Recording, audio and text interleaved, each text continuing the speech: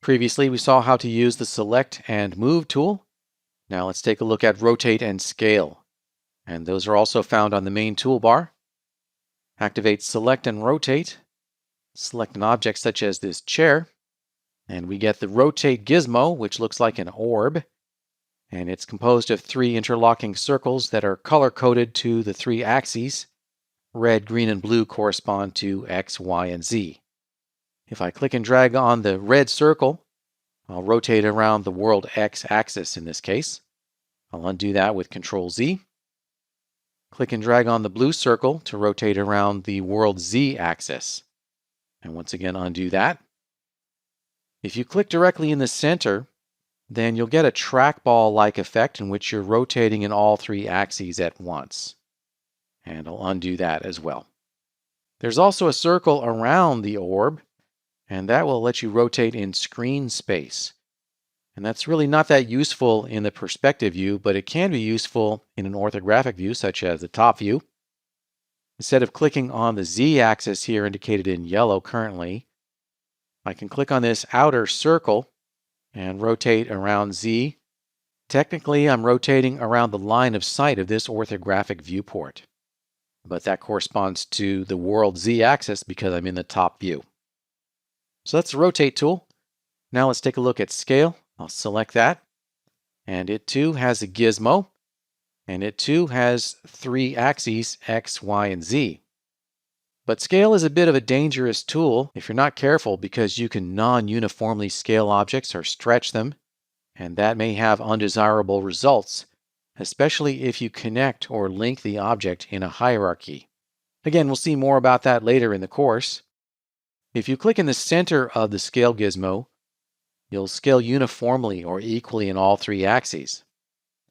If you click on one of these axes, then you'll stretch in just that axis. And also, if you click and drag on one of these brackets, then you can scale in just 2 axes at once.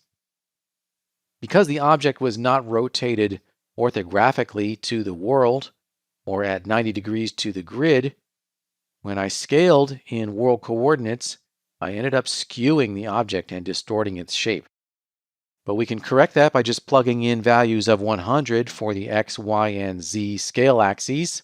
We'll see down here in our transform type in area that Y and Z are grayed out, but X is available. And the reason for this is because by default, the Scale tool is in a mode which is uniform scaling.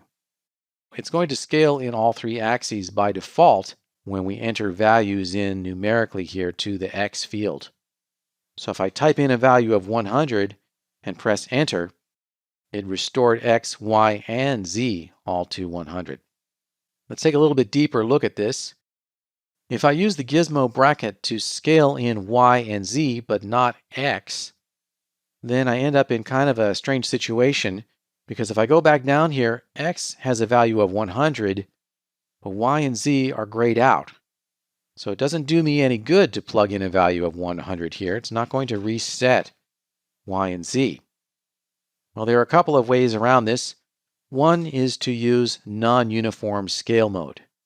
If we go up to the main toolbar and click and hold on that scale button, we'll get a flyout with 3 options.